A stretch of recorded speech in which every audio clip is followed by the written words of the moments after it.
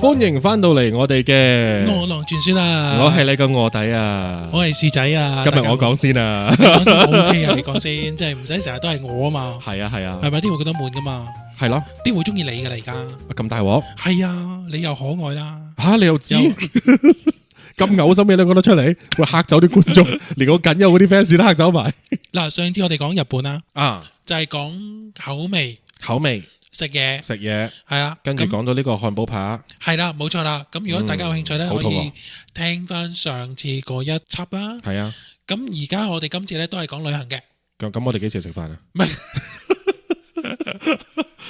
嗱，講翻先啦。係嗱，即係因為點解講日本咧？因為我啱啱日本翻嚟啦，我又未去日本啦，你又就嚟日本啦，就嚟去啦，係啦。咁所以就咧望住你喺度燉啦，而家喺度喂，係啦。唔係啊，其實我跟住就會好羨慕你噶啦。點解咧？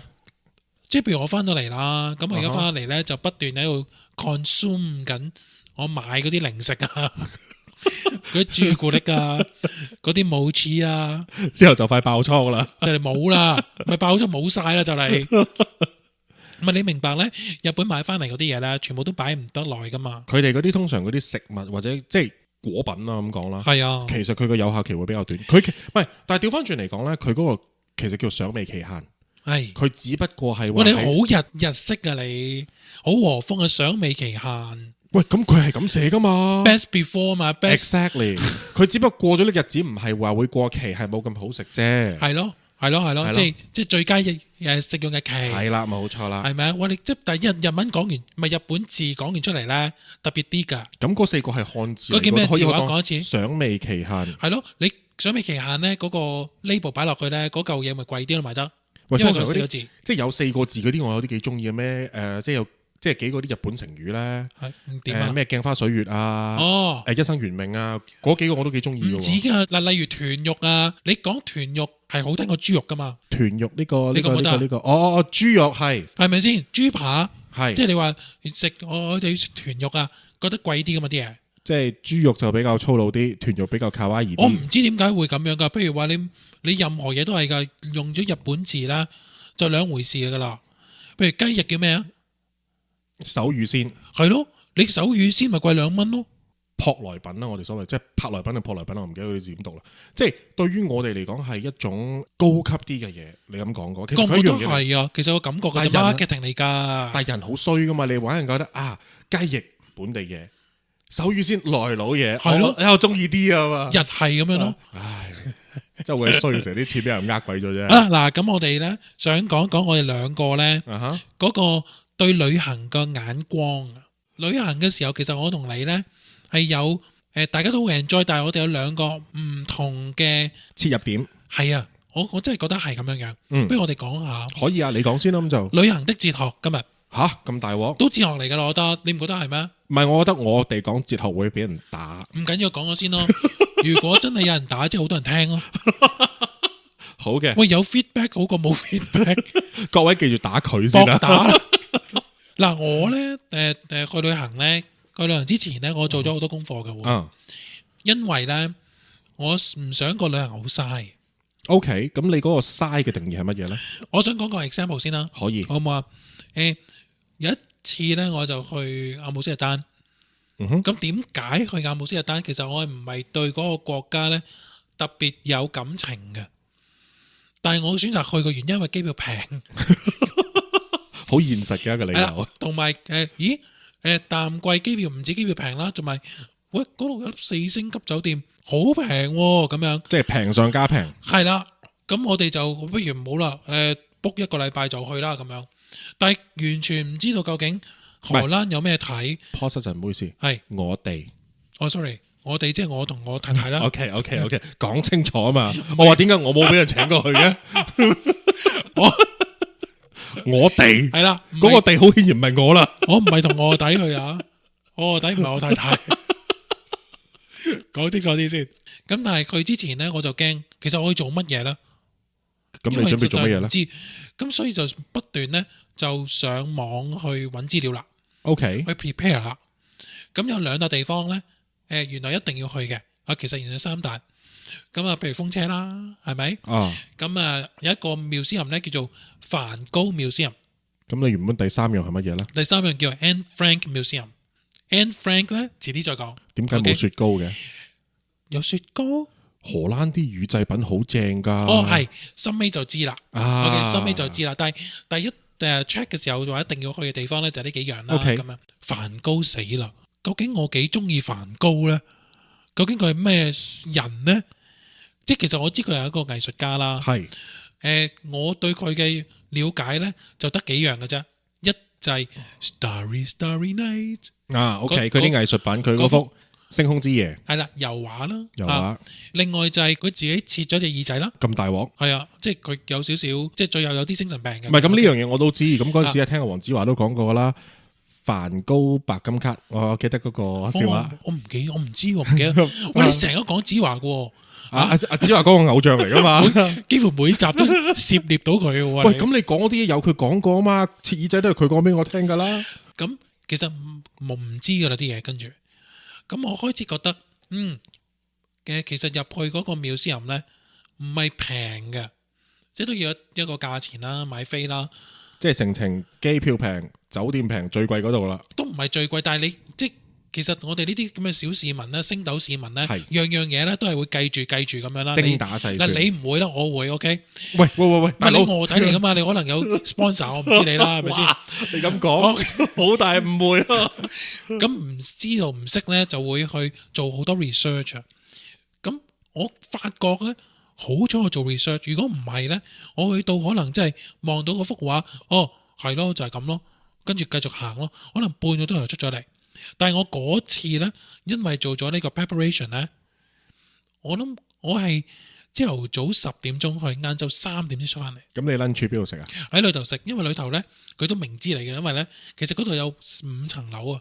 哇哦！嘅梵高Museum，其實我值得介紹大家去嘅，因為實在好好睇，佢個 presentation 好好啊，做得好好。咁我梗係唔會話成本梵高自傳自己咁樣去睇啦，係啦。咁我淨係呢度一忽，嗰度一忽咁樣少少咁樣，當係 prepare 咗，然後去到嗰個 presentation 咧係好容易明白，同埋咧好精彩啊！即係你意思佢裡面嗰個博物館，佢嗰個順序嗰個 presentation 係啊，佢由佢微時嘅時候，畫畫嗰啲作品都有得睇喎。OK，跟住慢慢轉變咧，佢嘅轉變去到可以畫嗰個花啦。OK，你見到嗰個中間都太陽花嗰個向日葵，向日葵即係太陽花啦。OK，太陽花啦。之前又畫啲日本畫，我原本唔知佢畫日本畫噶。唔係，你解釋下佢日本畫係咩嘢畫？日本風嘅畫定係？我唔知你有冇見過咧，有一啲畫咧係有日本船啊，有日本嗰個海浪咧，浮世繪係啦，冇錯，類似佢就係畫浮世繪，佢畫喎。啊，呢樣嘢又真係幾出奇喎！呢樣嘢好出奇啊！我完全唔知就其實我去先知啦。咁我做嘅 preparation 咧就係我知道究竟佢少少嘅生平，然後就去睇啦。好彩知道就，如果唔係咧，接洽唔到自己嗰個知識咧，你係好難去投入喺嗰個 museum 嗰度。當然啦，佢如果我估啦，如果我唔知道咧，我會逐幅畫行過算啦，睇下算啦咁。即係走馬看花咯，變咗。係啦，而家咧我就會知道，哦，佢畫呢幅畫個原因，點解用呢個顏色，點解夠膽用呢個風格？原來佢之前改變咗少少嘢。即係咩時期，佢有咩動機咁樣？係啦，又或者佢遇到一啲乜嘢人生嘅方向啦？譬如佢遇到佢第一位太太啊，係啦，原來佢太太又可能係一個性工作者啊，有好多呢啲咁嘅嘢，我原本唔知，但係去到知道呢，哦，原來係咁，所以係咁。有幅畫呢係畫佢嘅 selfie 啊。係亦都被譽為咧，佢第一幅 selfie 個原因係咩？因為佢冇錢去請 model，咁佢當時照住鏡咁畫咯，對住鏡畫。同埋咧，譬如話佢畫咩咧？佢練習啊嘛，要佢畫埋佢自己間屋啊，間房啊。咁所以咧，你會見到好簡陋嘅房啊，佢好窮。係呢啲去到咧，我完全明白啦，完全知道究竟佢嘅生平係點啦。我覺得如果我冇做功課咧，我同埋梵高唔可以有靈魂上嘅共振。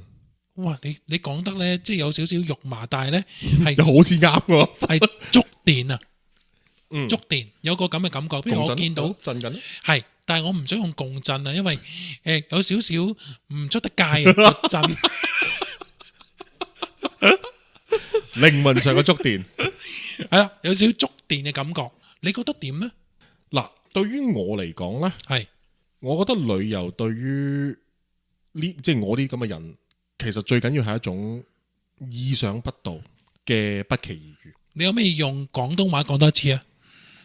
驚喜，你要驚喜，即係你要刺激，即係譬如你去其實唔一定要刺激，係，其實更加多嘅係一種你進入當地或者去做某一件事嘅時候，你冇一個太大嘅 expectation，冇一個預設嘅心理期望。你又啱喎，你講得好好喎，其實你講得好好，因為咧，我諗下諗深一層咧，而家先諗深一層啊。原來我再共振多次係嘛？我啲地方咧都係冇都係中意有你嗰種感覺嘅。譬如我去 Team Lab，yes， 係咪啊？係一個好好嘅例子。譬如我即係其實 Team Lab 係乜嘢咧？係一個視覺效果嘅藝術，視覺盛宴。咁我係上網睇啲相啦，但係一兩張唔係睇晒，因為佢有好多館噶嘛。其實咁我去到咧就覺得逐個 feel 嘅時候覺得哇好正喎，因為我冇任何 bias， 冇任何期望。佢有啲唔同，呢個例子其實幾好，但係都幾極端，因為佢本身咧，佢可以整得出嚟嘅嘢係 beyond 咗大部分人嘅 imagination。係，所以你入到去嗰個感覺一定係新鮮嘅。係，我其實所謂更加多嘅不期而遇嗰種，或者係嗰種驚喜嘅感覺呢，係比如話我喺呢度食過好多唔同嘅魚生嘅，食過好多唔同種類嘅吞拿魚嘅，但係去到某個比較偏僻啲，或者就算唔係偏僻都好嘅一個漁港，一間鋪頭可以食到一種我以前從來未體驗過嘅味道。見到我從來未見過景色，或者佢係用一種唔同嘅方法去處理佢嘅食物，或者去做某一件事。係呢種嚟講，對我係一種值得記得嘅，即係值得記住嘅嘢。係都啱。但係我就會加多一層，就係我 prepare 咗，我會開放式去接納新嘅事物咯。咁樣有個壞處嘅，我明白你講咩啦。我壞處呢就係我預咗係咁。你又會有期望值喺裏面，原來唔係咁。譬如我食一啲食物，係啦，我預咗係好好食嘅，但係去到咁樣咯，發覺原來唔係嗰回事嚟嘅。係啊，所以終於我覺得我哋有個共同點喺度。係，其實你出去旅遊其實都係期望一種新鮮感啊，只不過呢種新鮮感係在於你係之前預設咗佢嘅結果，或者係你接納佢係任何結果，再做出調整。哇，好開心！我哋好哲學啊！好正，我哋唔係，我都係覺得會出街俾人打噶。唔緊要，我哋翻嚟咧再講好嘛？翻嚟咧再繼續打。如果你覺得悶咧呢一集咧唔緊要嘅，因為咧跟住嗰節咧係應該都仲悶嘅。我哋翻嚟再傾，翻嚟再講過。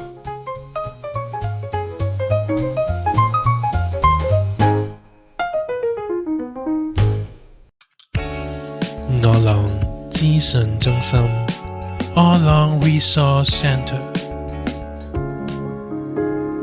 踏入亞姆斯特丹嘅梵高博物館，好快就會俾顏色同埋能量包圍。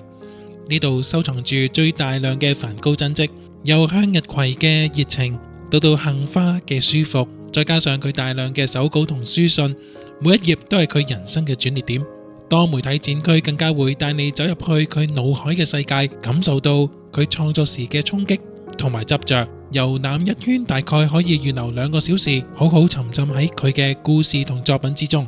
梵高博物館係一次貼近藝術靈魂，又會令你回味好耐嘅旅程。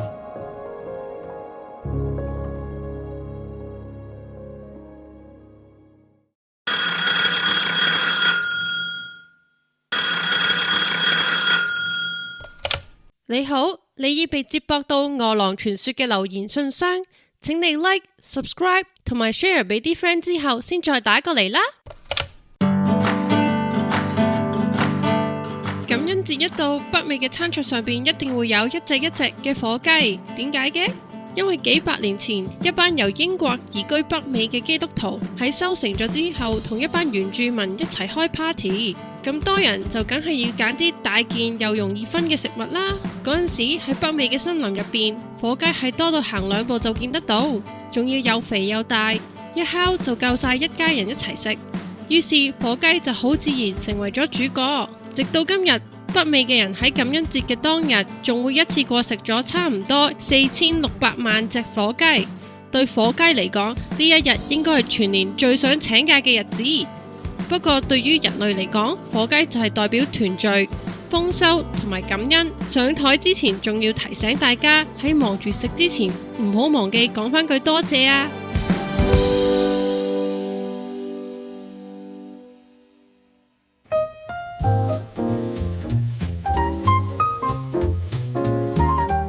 歡迎翻到嚟我哋第2節嘅餓狼傳說，我係你嘅臥底，我係你嘅薯仔。係啦，就快俾人打死嗰個。唔會，我一路都係企喺度噶，薯仔。係啦係啦，係嘛即係打企定。我係樹嚟噶嘛，你環保嘛，大家。哇，呢個理由好喎，你唔會斬樹㗎唔到喎。咁如果嚟嗰條友叫華盛頓咧，佢燉咯。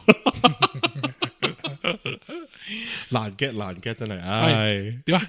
冇啊，嗱，咁你啱啱講咗你對於旅遊嗰種準備方法啦，係，咁啱啱都提過我嘅睇法啦，就係話我係冇期望值嘅，咁發散下嚟講下我自己嘅睇法，係啊，我即係或者俾想知個例子俾你，係啊，又係講翻日本旅行啦，因為其實我最近嗰次去旅行都係嗰次，我哋真係好中意日本喎，其實唔係啊，係去完日本，今次又再去日本，係咯，仲唔係好中意日本？之前啱啱一撞正 Covid，如果咪好多地方想去嘅大佬，係咁啊，只不過真係好玩，咁啊，所以遊翻去玩一玩先啦。係，咁我唔會 blame 你嘅，呢個鄉下嚟噶嘛。係下嚟鄉下，唔係咁嗰次點樣咧？嗰次就係去咗呢個Shibuya Station。哦，佢嗰邊咧，其中一個地鐵站出嚟咧，咪係呢個東京最繁忙嗰個街口咧，等於好似我哋香港銅鑼灣以前 Sogo 對住嗰條街咁嘅款咧。係啊，嗰啲人打卡啊嘛，即係會塞人噶嘛嗰度。打卡啊，個 Starbucks 嗰度啊。我知。咁佢嗰個站嗰邊其中一邊咧，近住嗰個車站嗰度咪有隻狗仔嗰個像嘅。係啊，銅像啊嘛。叫忠犬八公啊嘛，嗰隻嘢叫做。唔係鬧你啊！你讀清楚啲啦。忠犬八公咯。係啦。佢真係1、2、3、4、5、6、7、8嘅8，係咯。佢真係八公嚟嘅喎。即係唔係偷，即係唔係你老婆鬧你嗰隻，係點啊？繼續講啦，成日講老婆。咁嗰隻狗仔咧，咁平時見到相啊，嗰啲像都係一隻狗仔咁，即係坐姿咁坐咗喺度嘅啫嘛。係啊，嗰日咧好神奇地，嗰隻狗係俾人笠咗個嗰啲夏威夷花圈落去嘅。係為咩咧？係咪即係唔知完全唔知紀念乜嘢，就出到個站嗰時發覺，誒，乜呢隻嘢咁嘅？點解咧？真係咁你知道，即係同日本人嚟講，我哋雙方嘅英文同埋日文都係有限公司嚟噶，都係相對噶啦。即係你問過嘅？問就係 what happened 或者話咁佢點答你啊？咁佢咪答咗啲我又聽唔明嘅嘢咯。大概攞到嘅意思就係今日唔知係紀念緊啲乜嘢嘅。係到今時今日呢一刻，我都未搞得清楚到底佢意義乜嘢。但係佢會俾到一種有機會繼續探索嗰種衝動。係，我明白，我完全係有過你呢啲咁嘅感受嘅。我試過呢，就喺葡萄牙OK 係啦。咁其實我完全知道呢，列斯本有啲咩，咁我都係上網睇啊，即係我又係做 research 啦，準備晒功課啦，做啲乜嘢啦咁樣。咁我去到嘅時候呢，就知道有一間呢過百年歷史嘅 coffee shop， 咁啊個個都話一定要去嘅。個原因係乜嘢呢？個原因呢，就其實都唔係好知道嘅，即係 reason unknown，但係咧，以據我所知咧，就係嗰個老細咧就中意咗一個女人，而個女人咧就巴西人嚟嘅。咁個老細咩人嚟？個老細葡萄牙嚟嘅，即係個老細喺葡萄牙嘅，喺葡萄牙係啦，去咗巴西。佢冇去巴西嘅 ，OK， 但係佢娶咗一個巴西嘅女人。佢喺葡萄牙識咗一個巴西嘅女人，係啦，冇錯啦。OK， 咁然後咧就為咗解呢個女人嘅思鄉病啦，咁樣咁又開咗間呢間咁嘅咖啡店，咁已經過百年歷史噶啦。即係巴西100年前已經好興咖啡噶啦，已經。其實係噶， OK 其實係。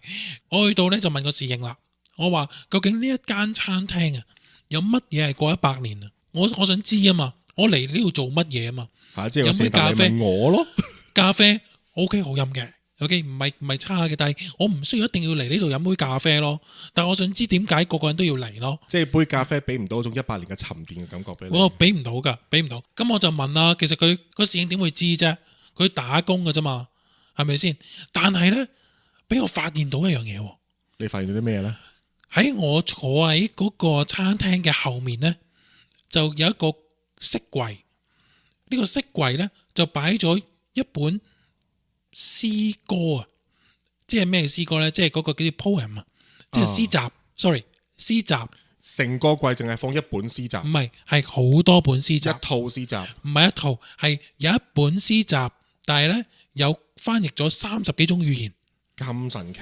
裏頭係有一本係用中文寫添，仲個詩人係邊個啊？係啦，個詩人咧就叫做 Fernando Pessoa。嗱，原來咧呢間嘢點解咁出名咧？就因為呢個詩人好出名，而唔關嗰個老闆事。即係你啱啱講啲老闆又佢老婆嗰啲嘢，其實都係為佢做嫁倆嘅啫。係啦，冇錯啦。即係其實但係上網見唔到啊，我見唔到呢啲咁嘅資料啊。咁我去到咧，咁我見到原來有個詩人，而呢個詩人咧喺佢坐喺佢呢個咁嘅 coffee shop 度咧，寫咗50幾首詩，成日喺度打躉。係啦，喺度寫詩，不斷好似寫詩。我哋而家 bubble tea 嗰啲，即係買杯嘢坐成日嗰啲係啦。係啦，冇錯啦。咁佢咧呢個老細咧就將就咁你成日打躉，咁咪成日唔止打躉啦，仲打牙膠啦，係咪啊？咁就知道佢寫詩啦。咁咧呢個老細咧就知道就幫咗佢咧去出咗一本詩集，就係呢本詩集咧嘅詩就係喺呢一間餐廳度寫嘅。而呢一個詩人咧喺葡萄牙嚟講係一個叫做作家界嘅聖人嘅啦，國寶級嗰啲係啦。而佢條詩，sorry， 唔係佢個詩，佢條詩。而佢嘅葬嘅地方咧，亦都係一個好崇高嘅地方嚟喺葡萄牙。OK，咁我直情對眼咧，好似你咁啊！突然之間就眼前一亮啦，叮！我明啦，即係呢個係一個 surprise。咁然後其實即係我驚俾人嘲笑而家。跟住咧咁。因為我排隊入嗰間餐廳噶嘛，咁我出翻嚟啦，即係觀摩完啦，出翻嚟啦，然後原來咧喺餐廳附近有個銅像，個銅像寫晒啲嘢，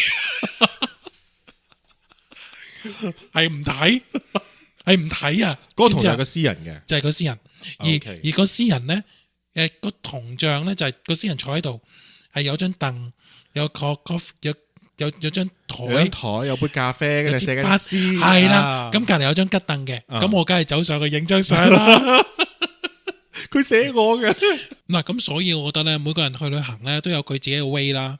我就中意 prepare 啦，準備萬全。係啦，你咧就中意有個我其實係借用咗句話噶，我個觀念係以前呢度有個 show 叫 Iron Chef America， 係佢嗰個主持人咧，佢開場嘅時候通常有句話嘅。With an open heart and an empty stomach，開播都啱喎，都啱，係噶。好啦，咁跟住我哋去一個新地方好嘛？我哋係咪去呢個歐洲旅行啊？去土耳其好嘛？吓？點解要去土耳其啊？唔係你好想飲咖啡咩？你唔係啊？我哋一陣間會想講咧，一個係啦，土耳其，一陣見。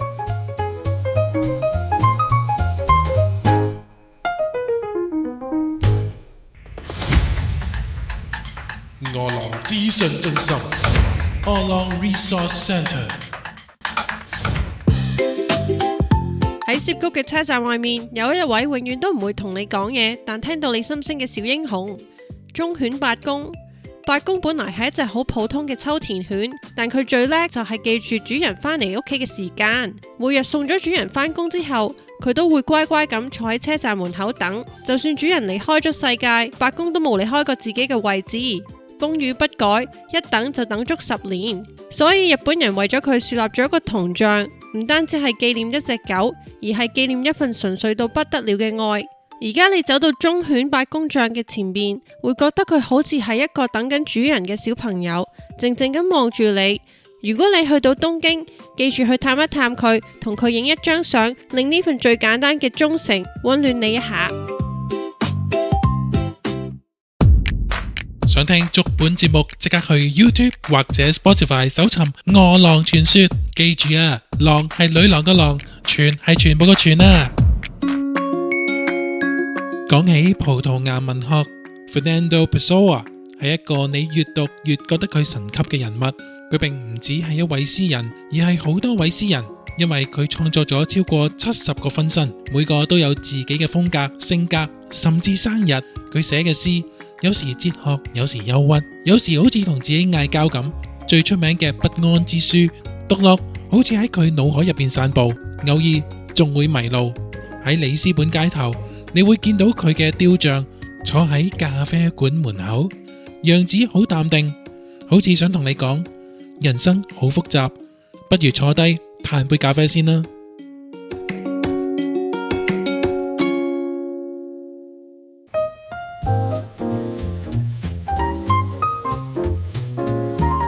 好啦，翻嚟啦，我哋嘅餓狼傳說食嘢篇啊，食嘢篇，咁你係邊位啊？我係師仔，我係你嘅土耳其。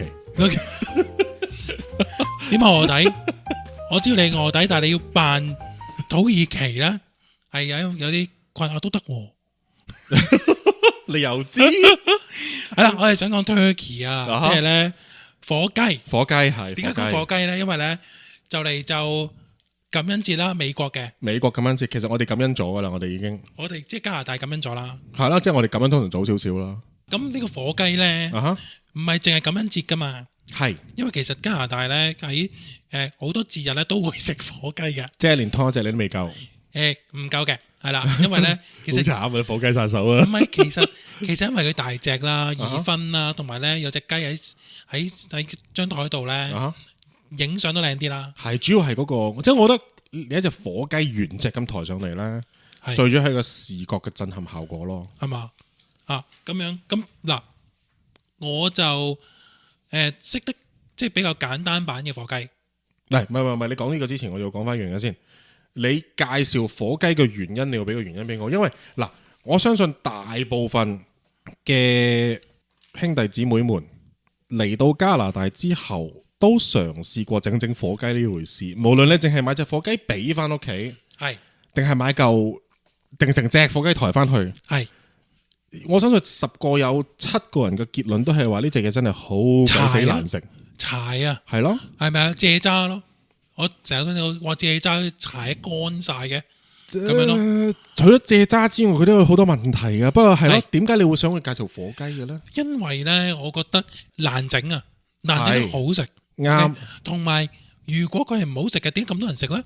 即係一定係喺煮上面咧出現咗一啲好大嘅問題。我覺得有一半一半啦，即係譬如話你新年好多，我哋而家都係而家已經少好多啦，都食嘅糖蓮藕啊、糖冬瓜啊、糖蓮子嗰啲，你覺得好食咩？麻煩咯，嗰啲麻煩㗎，整嗰啲。你要整嘅話就整，其實唔麻煩。糖漿咯，其實都係反沙啫嘛。係咯。但係問題嗰啲你覺得好食嘛？但係嗰啲因為健康唔好嘛而家。咁你因為健康問題嘛，對於我嚟講，我就未覺得嗰啲嘢好食過。但係都有啊嘛，都有得賣㗎而家。有得買，但係問題就係咯，即係我自己即係我覺得食火雞更加多嘅係一啲象徵性嘅意義咯。哦，你覺得咁嘅？係啊，都啱嘅。咁你啱啱既然講到食火雞啦，你咁支持呢樣嘢，係咁你講嚟聽聽下，到底你個火雞整法點樣嘅？哎呀，大件事啦，你又考我啦。嗱，即係我咁我等係要喺你串我之前串翻你轉頭。OK，冇問題。嗱，我呢個嘅簡易火雞煮法咧係咁樣嘅。首先咧，我哋咧就會捉隻火雞翻嚟，買火雞。OK，大細適中啦，即係唔好太大隻啦。我覺得磅數啦。你煮過最大幾多磅啊？我煮過最大20磅。哇，好大喎！嗰隻大到好似個真係好似個炮彈咁嘛。即係我會覺得係8磅左右。第一我唔知呢20磅嘅火雞邊度嚟啦。係咯。第二當時我上手嘅時候好似鴕鳥咁嘅款，你感覺上好似抬咗隻鴕鳥咁嘅款啦。即係其實我6至8磅啦。嗰啲 young turkey 啦，即係最細嗰啲啦。係啊，已經係咯係我覺得，因為我屋企少人啦，咁你冇理由煮個20磅嘅攞嚟搞咩？我當時其實問過呢個問題，呢隻係咪火雞嚟嘅咧？普通家庭食啦。OK， 咁我點咧？我醃咗佢先啦。咁我咧大概咧就用首先用鹽同埋糖啊。鹽糖 OK，咁大概咧就你當係6至8磅啦，8磅嘅火雞啦，就大概係4個 tablespoon 嘅鹽啦，同埋4個 teaspoon 嘅糖撈埋佢，咁然後咧就喺啲皮嘅下面醃咗佢。皮嘅下面 OK。咁你點樣咧？咁當然啦，你攞咗隻火雞翻嚟嘅時候，你當然裏頭內臟冇晒噶啦。如果佢俾你嘅最好啦。係。好彩啫，好彩我都講清楚啫，你都預咗我。內臟最好就攞晒出嚟。OK， 洗乾淨 OK，咁然後咧就擺備用嘅，係攞嚟做 gravy 嘅 OK， 好啦，咁然後咧又用4個 tablespoon 嘅鹽啦，4個 teaspoon 嘅糖啦，撈埋，然後咧就喺啲皮嘅下面咧捽佢，捽勻佢喺皮下面喎，唔係皮上面喎，咁然後咧我呢啲皮咪鬆晒咯。你盡量唔好咯。你盡量咧就即係捽入去啦。唔係咁，你解釋下先，你點樣記將佢捽喺皮下面，又唔捽鬆佢咧？唔會捽鬆噶，即係其實你攞2隻手指已經得噶啦。其實 OK， 即係喺下邊即係個窿嗰度咧，揭少少咧。即係你知內籠嗰度。內籠唔係啊，喺個皮下面，皮同肉嘅中間啊。係咯，係啊。咁你點樣唔拆咗塊皮出嚟咧？你唔會拆咗塊皮出嚟噶，你下面嗰度有少少窿位咧。你好似塞隻手指落去咧。即係咁樣靠少少啲窿窿罅罅嗰啲位 ，OK， 盡量咧塞入去。你已經鄙視我啦。唔係，我係驚呢個節目再咁播落去，會開始變成兒童不宜嗰啲嘢。冇，OK 嘅 ，OK。但係如果試做咧，係覺得容易嘅，其實 OK。好啦，咁大概咧就跟住就擺佢醃噶啦，就大概醃佢24至48個鐘頭，即係醃2日。係啦，就擺喺雪櫃度，唔好冚住佢，唔好冚住佢，就由佢乾。OK， 啲皮由佢乾，咁然後攞出嚟咧，就將啲皮上顏色。點上咧？嗱，呢個咧就係我少少嘅技巧。OK， 我淨喺度願聞其詳。係啦，就係咧就用大概1個 teaspoon 係嘅 baking powder，同埋半個 teaspoon 嘅油啦，半個 teaspoon 油。OK， 撈食用油係啦，係啦，咁咪變咗一個 paste。OK， 變咗 paste，然後就搽喺啲皮上面。我希望佢脆嘅，鬆化嘅。係啦。OK， 你知道啊？你明我講咩喎？燒豬都係咁燒嘅啫。好啦，嗱，咁跟住咧，我哋就攞個唔使醃噶啦，即係醃好咗噶啦。然後我哋咧就攞個嗰啲叫做baking pan 係啦，即係嗰啲專攞嚟焗嘢嘅錫紙兜，就攞2個tablespoon 嘅油擺喺下面。OK， 咁然後咧就 preheat 咗嗰個 baking pan。我 preheat 個 baking pan，咁啲油咪熱啦。咁然後咧攞翻出嚟啦。OK，好快嘅啫，就第5至10分鐘。咁樣 preheat 咗啦，然後就成隻雞就擺喺上面。就有一樣嘢唔記得咗講，就係咧將個胸咧，唔係將個雞胸。你確定我哋呢日出到街噶嘛？係啦，將個雞胸咧攞錫紙包咗佢，淨係雞胸啫。OK， 其餘都唔需要嘅。原因咧？保濕。保濕，但係你乾咗佢2日咯。保濕唔係保濕，唔係其實佢跟住落嚟啦係 OK， 因為冇乾就係皮乾嘅啫。因為個雞裏頭都仲係有水分。even 你攞出嚟啦，最好就印乾咗啲皮先，然後先至上嗰個頭先嗰個 paste。係咯 ，OK。咁跟住咧就焗大概咧45分鐘，425度。攞出嚟啦。然後咧就再將呢一個錫紙掹走佢。係真係叻噶，係啦，錫紙掹走佢啦。然後再將個焗爐咧降溫降到325度，再開上火90分鐘。你掹開完錫紙之後，你即刻開上火定係都係用焗嘅？都係用焗。OK， 90分鐘，因為呢個只不過而家係整熟佢先。OK， 攞出嚟啦，跟住 rest 佢大概1個鐘頭。你全程唔開上火去焗翻脆塊皮？唔需要。OK， 因為你漏咗 baking powder。冇錯啦。其實你啱啱講個過程咧，由你風乾嗰度開始咧，喺我腦裏面咧，就已經諗緊一隻好大隻嘅中山乳鴿。喂，冇住，係咪簡單先？係咪啊？係嗱，我亦都唔好話好似嗰啲外國人咁樣咧，塞好多嘢入喺中間。OK，我亦都冇塞嘅，因為咧通常嗰啲嘢都唔食噶。咁啊睇你塞乜嘢啦。係咪？嗱 ，gravy 我一陣講點整。好 OK，等你講埋你隻。你講埋你個 gravy 先，講埋 gravy 啊！你講埋 gravy 先。gravy 好緊要啊！你整隻咁嘅雞出嚟，你冇汁嘅話點食咧？係咪先？ OK，gravy 咧就係咁樣嘅，冇錯啱，會乾嘅。嗱，gravy 咧就係咁樣嘅，咁樣用咁，因為你攞出嚟咧，嗰度咪好多下面咪有油啊、汁啊，全部喺晒下面嘅，燶燶地嗰啲係啦。跟住就將佢隔咗油啦。OK，就攞晒淨係啲精華出嚟啦。咁隔晒啲油，隔咗油先，係隔咗油先。但係你冇油，你個 gravy 唔好食嘅喎。即係我澄清一樣嘢先，因為對於我個概念嚟講，可能我有少唔準確概念啦。係。其實呢度西餐好多，其實所謂針對嘅 gravy 咧，佢其實係一種肉汁同埋油嘅混合物，再用麵粉炒翻個 roux 出嚟。啱啦，我係會講嘅。係咯，我會講嘅。OK，你唔夠油嘅話，你係咪要即係你會補翻啲牛油落去咧？冇住，你聽埋先。OK，你嘅。加啲油啦。OK，啲油咧就唔好抌住。OK，咁啊攞個鑊，攞嗰啲油。整熱個鑊啦 ，OK，咁然後咧就攞嗰隻內臟 ，OK，擺喺上面煎香佢啦。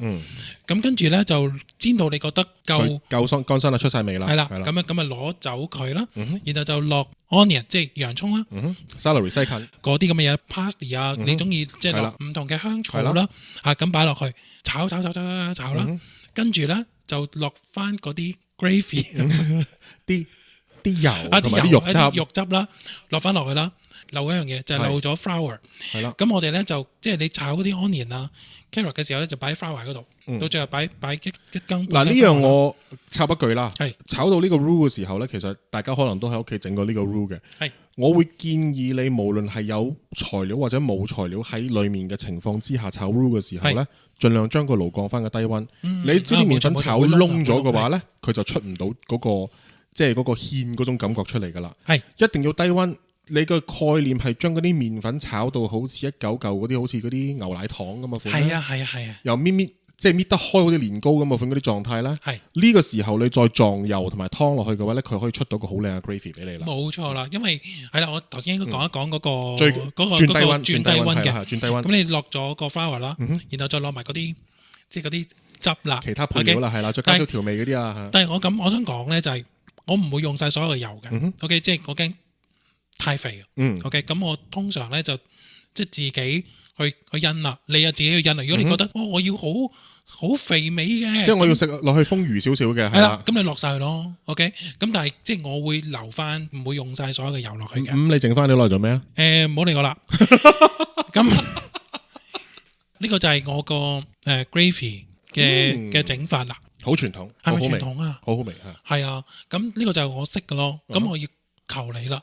咁究竟嗱，其實我咁樣整咧，我都已經覺得咧，嗰個雞肉咧係好 moist 噶啦，已經係係好夠味道添啊！我覺得係。你會點整咧？會唔會翻嚟先講咧？咁我哋翻嚟再慢慢去傾呢個我哋呢個喺我心目中個火雞嘅問題。唔係你快啲串我啊！即係你翻到嚟就話，喂，你咁樣咁啱啱仲未串得你夠啊！翻嚟再傾，好，翻嚟再傾，各位。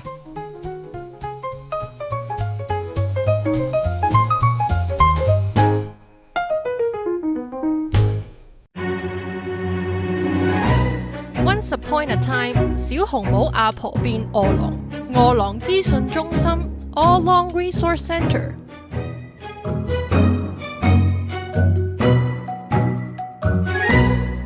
講到傳統式嘅火雞餡料喺美國真係一門學問嚟嘅。感恩節嗰日，屋企人通常會一齊用以下嘅材料做一個傳統式嘅火雞嘅餡料，通常就會包含咗呢個乾麵包粒啦、洋葱啦、芹菜啦、牛油啦、少少嘅香草，視乎你自己中意嘅比例，鼠尾草、百里香嗰啲啊，再加少少嘅雞湯，令成個餡料濕潤。將佢釀落火雞裏面之後，再焗翻出嚟，外脆內香，聞到都已經肚餓啦。至於其他地方，法國會喺聖誕將栗子釀落火雞裏面，既傳統又優雅。意大利呢，相對嚟講就會比較少食啲火雞，但係呢，喺美國嘅意大利人呢，亦都會有佢哋自己改良嘅版本。通常可能會用到嘅就係蒜蓉同埋芝士。無論點變，火雞嘅 stuffing 嗰種香味，永遠代表住回家嘅感覺。你有冇試過好想食嘢，好想追翻套動畫，又或者好想畫畫創作表達自己？咁你就係一個餓狼啦！餓狼傳說係一個關於渴望嘅 podcast， 無論你對食物、動畫、藝術、遊戲、知識，甚至愛情有飢渴感，我哋都會講，因為我哋相信每一個人心入邊都有一個餓狼，而你就係我哋嘅狼仔狼女啦。餓得精彩啲，講得深入啲，餓狼傳說多啲嚟聽下啦。嘉義雞肉飯其實背後有段幾特別嘅歷史。二戰之後，美軍喺台灣駐紮，帶咗火雞養殖過嚟。當時雞比較貴，火雞又平啲又多肉，所以嘉義人就開始用火雞嚟整飯。將火雞肉絲鋪喺熱白飯上，再淋上雞油同醬油膏，香氣即刻爆出嚟。再加少少油蔥酥或者蒜蓉，層次豐富到不得了。食落飯粒吸晒肉汁同油香，肉又嫩又滑。到而家，嘉義雞肉飯已經成為台灣代表性嘅小食，簡單得嚟又充滿歷史嘅味道。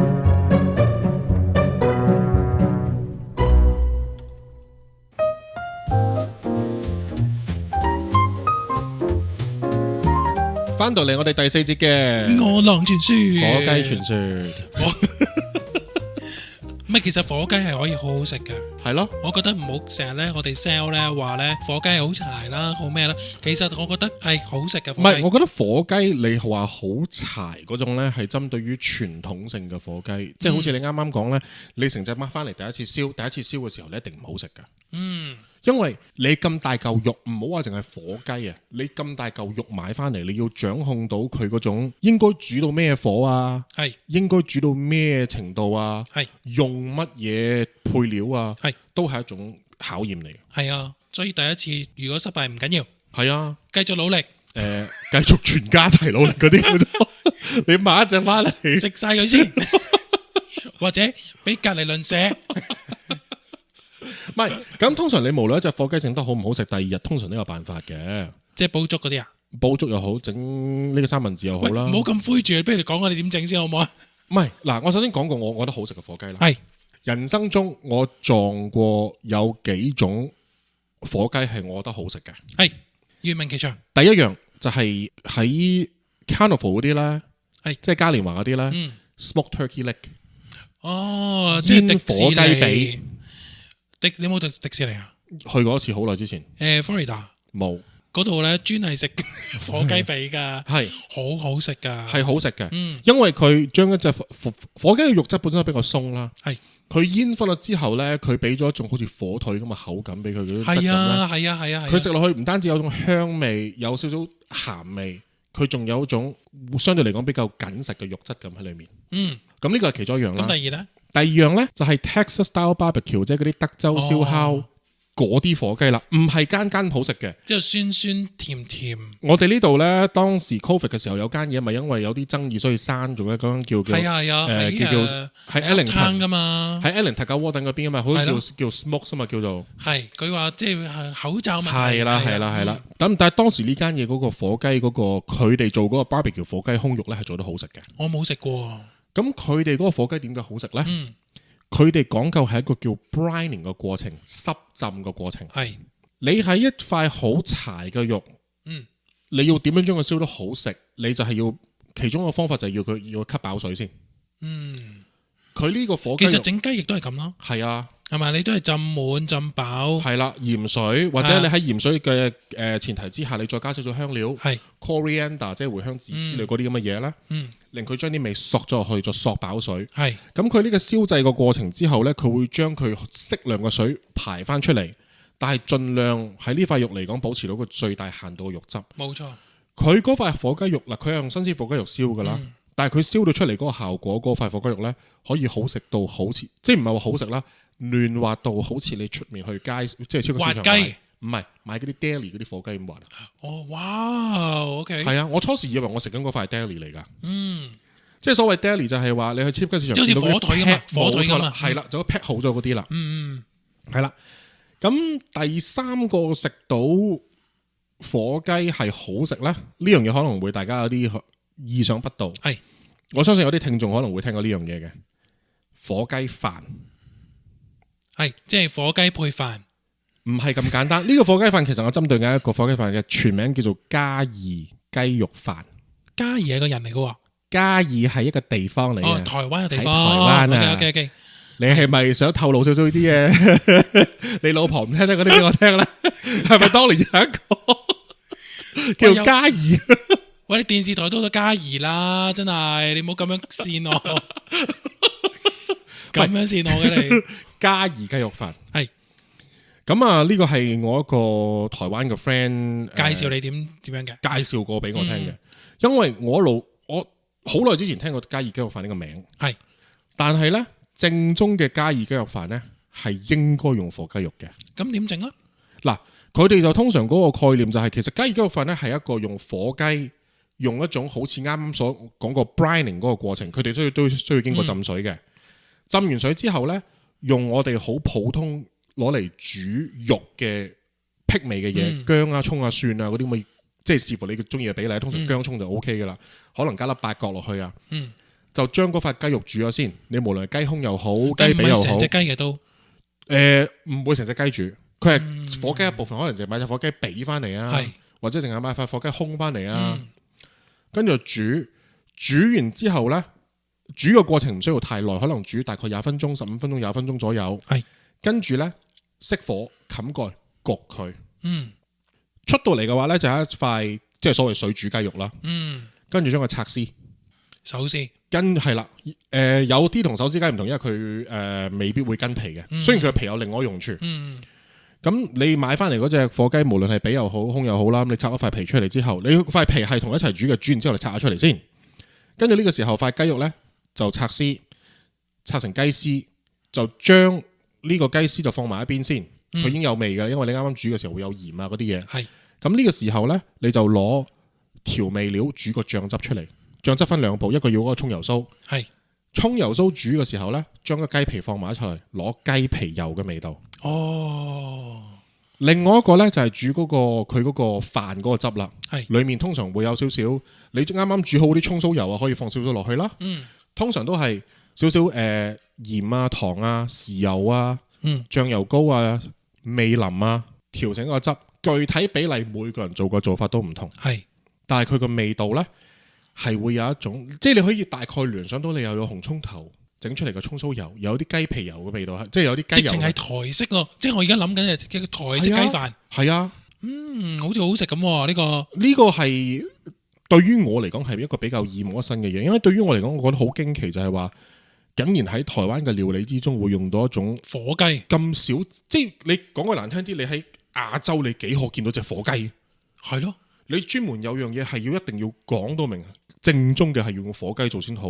即係先至係啱嘅，咁呢樣嘢對我嚟講係一樣幾新奇嘅嘢，幾新鮮嘅嘢。係啊，喂，咁講翻成隻火雞，咁你有咩秘訣咧？成隻火雞咧，我覺得我嘅整法咧會比較橋溜少少。你講講啊，我哋都想聽嘅。嗱，亦都係買隻唔好咁大嘅火雞咧 ，Young Turkey 就所謂呢度你可以買到 anywhere from 6到9磅嗰啲啦，係啦。我覺得6磅、7磅咧。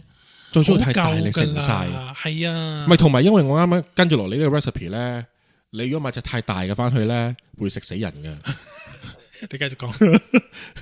我個整法就係咧，都係要醃啦，隻火雞都係要染料啦。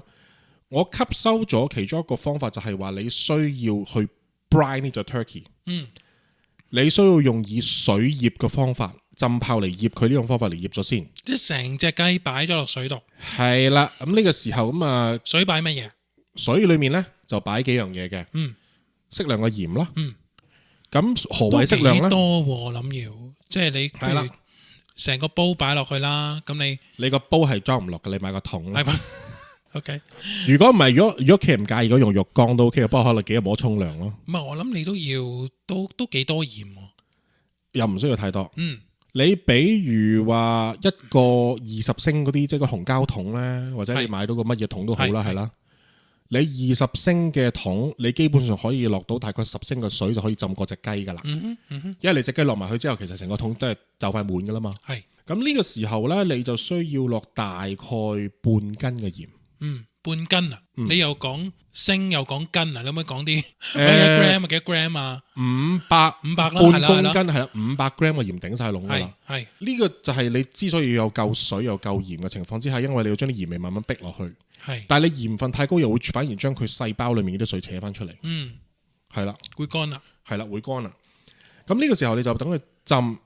除咗鹽之外，你可以落你中意嘅香料，比如話落少少香葉啊，落少少八角啊。你中意話薑葱都得啦，其實即係都係嗰啲啦，都可以嘅。不過薑葱你就唔好話浸太耐咧，你要每日換咯。如果你浸2日嘅話，你要每日換咯。係啦。咁係浸幾多日啊？最好浸2日。咁啊比較煩嘅呢啲嘢係。咁浸咗出嚟之後，其實我醃都要2日啦。係咯。係咪？只不過唔需要浸啫。咁你攞出嚟之後點咧？攞出嚟之後咧，首先抹翻乾，係整乾佢啦。係啦，抹翻乾佢先。咁你就會喺個雞皮上面咧。最好就有豬油啦，冇豬油你真係冇豬油，咁你攞呢個食用油都 OK 嘅。OK， 同呢個老抽開個佢，你係溝佢唔埋噶啦，但係你盡量撈開佢。你如果想佢撈開好少少嘅效果咧，同你啱啱會有啲似，不過我就唔係落沙拉粉，我落麵粉。OK， 或者生粉，盡量將佢溝成一個好似半乾濕半稀嘅醬啦，將佢搽喺嗰個火雞表面。呢個主要係要佢焗嘅時候佢上到色嘅。咁呢，另外一樣喺呢2日之間，我會提前準備定嘅呢，就係炒個糯米飯。哇！所以你話如果買隻9磅嘅翻去，你要釀幾多糯米飯可以食幾多日呢？你幾多呢？糯米飯你可以擺幾多呢？你視乎你隻雞嘅內籠㗎咋。係。我通常我就即係你炒咗之後就塞入去。係啊。哇 ！OK， 係啦，炒嗱，我唔理你點整糯米飯，因為糯米飯咧，個人整都有唔同嘅方法啦。遲啲千變萬化噶啦，呢個遲啲再講糯米飯啦，係咪？咁塞啲糯米飯落，跟住咧，跟住就封嗰隻雞，一定要封。咩叫封啊？個雞籮柚個位嗰度咪有個窿嘅，你當時釀米入去嗰個位我亂咗佢。係啦，要亂咗佢。係啦。膠紙，釘書機。攞個釘書機先，係啦，夾佢，打窿機，打窿機得，打窿機再穿窿啊，將個鞋帶攞個麻織攬翻好似針啊！唉，唔好玩，跟住點啊？跟住咪抌落去焗咯。係焗幾耐？焗嘅時候咧，同我差唔多咯，差唔多嘅。焗個時間其實都400度，400度全程400度，因為我隻雞會。啱啱入焗爐嗰陣時會比較濕啲，預熱15分鐘，係全程400度，焗3個鐘。哇，400度3個鐘啊？400度3個鐘。每個焗爐其實都係因應你個焗爐啦，同埋因應你冇錯啦，隻雞有幾大隻。係啦，同埋如果你想，因為你啱嗰個焗法咧，係你個雞嘅內籠係空噶嘛，吉嘅，佢裏面冇嘢，所以佢哋會快熟好多。係我隻雞嘅內籠有嘢，佢其實喺焗嘅過程之餘，佢仲係有一個煮緊裏面啲嘢嘅效果嘅。總言之咧，大家記住咧，個雞嘅裏頭咧個溫度最少都要165度啦。冇錯，出到嚟嘅時候係啦，你應該講翻清楚165華氏。sorry。哇，點吉都仲未有165度燶咯，華哥，你隻雞着緊火，跟燶咯華氏啊！頭先我哋講嘅度數咧，全部都係華氏嚟啊！係啦，咁啊，當然你有自己調啦。比如話有時候你發覺你自己屋企個爐比較細啲，佢啲火比較雜火少少嘅猛火，咁你咪調翻低啦380咁嘅款咯。跟住咧，如果你根據你自己嗰個焗爐嗰個效果啦，冇錯。如果到最尾你發覺通常你放嘅時候一定係雞胸嗰面向上嘅，你唔會係雞背脊嗰面向上。我頭先唔記得講，我頭先嗰個咧都係雞胸向上嘅，所以冚住佢啊！頭先啊，咁你會見到佢兩隻髀夾得上嚟，同埋嗰個雞胸嗰面會對住個上面個火嘅。如果呢個時候出到嚟嘅話，佢嗰個皮係未脆嘅話咧，因為你如果係用 baking，通常你焗爐會有幾個 mode 嘅，你會係 bake 緊嘢啦，你會係本身正常情況咁焗緊嘢啦，或者係 broil 嘅。係正常情況嗰種焗嘅話，真係 oven cook 嘅話，通常就上下火一齊開嘅。bake 就淨下火，係 broil 淨上火。係啦。如果你啱啱我啱啱有樣嘢冇講，就係我入去嗰隻雞啱啱入去嘅時候呢，係用 baking mode 嘅。之後就係 broil 啦。最尾嗰20分鐘開始轉 broil， 但係一轉 broil 要開始睇火，如果唔係好快燶。係，但係我會有少少提議嘅，就係個髀呢，因為有陣時趌得太高。係，咁我呢，通常係會將佢盡量呢屈佢落啲嘅，唔想佢咁搶火啊。但係呢個時候要睇你嗰個本身你個 baking pan 夠唔夠，夠唔夠位啊嘛？你啫。係啊。係，即係唔係去到而家先整喎，即係開始。一開始嘅時候，盡量將即係幫人哋坐下骨先啊。啲翼啊、雞啊嗰啲全部即係會趌出嚟嗰啲地方咧，驚佢太過搶火咧。係啦，屈咗落啲先，唔好等佢咁搶火咯。嗱，食炒飯，通常你去間茶餐廳或者即係去間嗰啲普通嗰啲食粥粉麵飯嗰啲地方，係食炒飯。我想要個有汁嘅，你會嗌乜嘢啊？鴛鴦炒飯係啦，冇錯啦。我嘅鴛鴦炒飯啦。咁我就會整翻鴛鴦汁出嚟。仲有一個福建福建炒飯都有個汁嘅。係啱，係菇汁，係咪都得咁？都可以。其實呢個最尾視乎你中意乜嘢嘅。既然你係整個中式嘅味道，你就算講句難聽啲，你隻雞焗完出翻嚟之後，你覺得唔係，我今日中意用呢個中式炸子雞嘅方法嚟食佢，你咪開個 keep 汁，開個淮鹽咯，都得噶。冇錯，或者蠔油菇汁啦，頭先講咗啦，又或者呢個白汁同酸汁啦。冇錯，任何汁都 OK。唯一我唔建議你跟就係呢個胡椒汁啫。但係就算你中意都 OK 嘅。啊，即係即係你中意點就點啦，係咪？搶味啊！喂，你咁撩啦，你整鴛鴦汁去食呢個火雞糯米飯。你鴛鴦汁嘅話，你起碼有啲細路肯食啊嘛。好啦，嗱咁啊，即係呢啲汁嘅嘢咧，我哋遲啲揾時間再講啦。又嚟啊嚇！係啊，因為即係有好多汁要整噶嘛。當然啦，係咪？其實我哋講過嘅汁，整色整水，你記唔記得啊？當然啦，即係我哋喺茶餐廳嗰個咧已經講過汁嘅。係啊，但係我哋仲未講咧呢個鴛鴦汁嘅應該。甜豉油啦，又細低汁啦，跟住有呢個黑椒汁啦，又整色整水啦。係啦，聽到呢度咧，我奉勸大家咧就聽翻我哋頭嗰4集啦。係啦，咁啊可以咧就俾多啲意見我哋啦。冇錯啦 ，comment share like 同 share。Exactly。comment sorry。comment like share subscribe 係啦，冇 CLSS 係啦啊，咁啊希望大家咧繼續咧聽我哋嘅《餓狼傳說》，佢幾時翻嚟啊？我哋啊。你要主要睇我幾時翻嚟啦啫，係啊，咁聖誕前見一見啦，好嘛？聖誕前會見一見嘅，放心。好，咁啊，多謝你啦，咁我哋遲啲再傾啦。多謝各位咧，最緊要多謝。希望你有個愉快嘅旅程啦。祝各位喺佢哋跟住落嚟嘅聖誕節都有一個美滿嘅節日。美滿嘅雞啊！美滿嘅火雞，美滿嘅晚餐雞，係啦，真係衰嘅啫。好，再見。OK，再見，拜拜。